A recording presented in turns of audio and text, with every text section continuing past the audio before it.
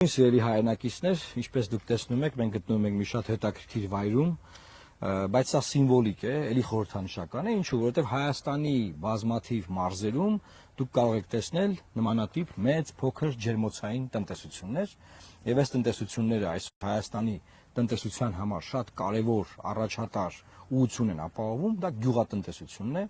եւ ուզում եմ բոլորիս հիշեցնել, որ 2019 թվականին քաղաքացիական պայմանագիր Ուսակցությունը իմ քայլը դաշինքը նախագիծ էր բերել խորհրդան, որպեսզի գյուղատնտեսության նախարարությունը լուծարվի։ Եվ Լուսավոր Հայաստան ֆրակցիան կռիվ էր տալիս պարլամենտում, որ գյուղատնտեսության նախարարությունը չլուծարվի։ Լուծարեցին եւ հենց հիմա Հայաստանում գյուղատնտեսության համար պատասխանատու պաշտոնատար անձ չկա, ով որ կզբաղվի Վրաստանում մեր բեռնատարերի խնդիրներով, որ մտնում են Վրաստան եւ խնդիրներ են ունենում, ով որ կզբաղվի Լարսում եւ մնացած բոլոր Ռուսաստանի Դաշնության տարածքներում էլի մեր գյուղատնտեսության մթերքի վաճառքով, տարածումով կամ այն խնդիրներով, որով մենք ունենք։ Օրինակ մեքենան կանգնացնում են, ուղարկում են ռուսեն ասած դասմոտրի, եւ դա ցանկացած մարդ որ զբաղվում է այս գործով կամ բեռնափոխադրումներով անգիր գիտի, որ այդտեղից սկսվում է դժոխքը, քաոսը։ Եվ ես եկել եմ ասել, որ Հայաստանի բեռնատարը, որը կանգնած է Լարսում, դա ուղղակի բեռնատար չի, դա Հայաստանի տնտեսությունն է։ Հիմա ինչ ենք ուզում ասել, ցելի հայրենակիցներ։ Տեսեք, պետությունը խրախուսել է,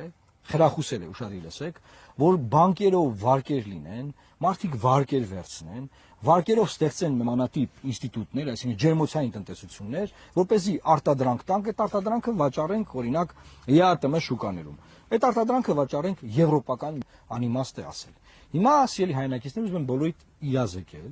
որ մեր կառավարությունը վերջին 5 տարիներին չի արել համապատասխան ռեֆորմները, բարեփոխկատարում, մենք ըստ էության մտել ենք սանկցիաների տակ, այդ գյուղամթերքը կարողանային պետական աջակցությամբ տանել օրինակ եվրոպական շուկաներ։ Այդ որ շատ ենք չէ խոսում, դիվերսիֆիկացնենք, այսինքն վերջին 5 տարում 80% մտել ենք այդ տարածք, ԵԱՏՄ, եւ վարվող քաղաքականությունը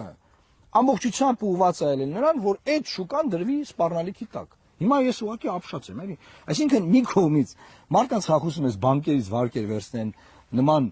մեծ բերի տակ վերցնեն, ստեղծեն, կառուցեն, արտադրեն, որ պետք է արդեն տանեն վաճառելու, բայց քաղաքականություն վարես, որի արդյունքում խնդրեմ ունենաս այնտեղ, միևնույն ժամանակ չանես այն ռեֆորմները, որով ունենաս հնարավորություն տանել այլ դիվերսիֆիկացված շուկաներ։ Մենք այստեղ ենք այս ուղերձը տալու, որովհետև մենք գիտենք, որ այս խնդիրը հնարավոր է լուծել։ Հնարավոր է լուծել, որովհետև պարլամենտում համապատասխան օրենսդրական փաթեթներով այն չափանիշները, որ Եմեն օրինակ պահանջում էր Հայաստանից, դրանք իրականացնելով ունենալ հնարավորություն ստանալ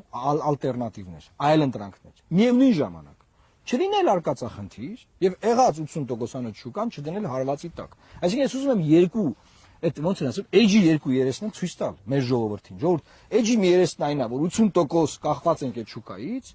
եւ այդ երեսի հետ նաեւ են կա, որ ունենք խնդիրներ ստեղծված, խնդրեմ կա, այս խնդրեմը լուծող չունենք։ Գյուղնախարար չունենք վարչապետ, որ այդ խնդրեմով զբաղվում է, չունենք էկոնոմիկայի նախարար, որ այդ խնդրեմով զբաղվում է։ Ասենք վարչապետը զբաղվում է ես ում տունը խլելով, ասենք, չի, երեք ում տունն են խլում։ Օրը մեկի տունը խլում են, բնականաբար դա էլ են բար Գյուլնաստատի երկրորդ սերիան, որ Գյուլնաստատը զանգելա, փնտրում է Նիկոլ Փաշինյանին, տեսնիլ է,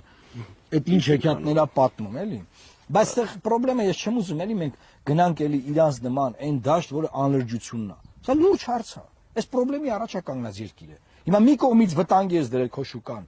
որը որ քո շուկան է, այնտեղ ես վաճառում, մյուս կողմից ոչ մի բան չես արել, որ տանես եվրոպական միության շուկաներում այս եղածը վաճառես։ Ինչով է զբաղված եղել վերջին տարիներին, որ այս խնդիրները հասցրել ես այս մակարդակին։ Նիկոլ Փաշինյան, ես քեզ աղոված։ Բայց իրականում սա ոչ թե Նիկոլ Փաշինյանն է աղոված, որտեղ պարզա որ ինքը ինչով է զբաղված եղել, այս ամեն ինչը մնացել է։ Սա աղոված է մեր ժողովրդին, մեր հայրենակիցներին։ Չկա որևէ քաղաքական ուժ, որը գիտի, թե ինչպես պետք է անել բարեփոխումներ, այն բարեփոխումները, որոնցով մեր սննդի ստանդարտները արտադրված սննդի, հա, գյուղմթերքի սննդի, կբարձրացվեն այն ստանդարտներին, չափանիշներին, որ մենք կարողանանք այլ շուկաներ փնտրել։ Եվ չկա էլի որևէ քաղաքական ուժ, որը չունենալով կախվածություններ տարբեր շուկաներից, տարբեր տնտեսություններից, կարող է մտնել process-ի մեջ, կայունացնել, արկածախնդրությունը դադարեցնել եւ ունենալ լավ հարաբերություններ նաեւ ԵԱՏՄ շուկայում։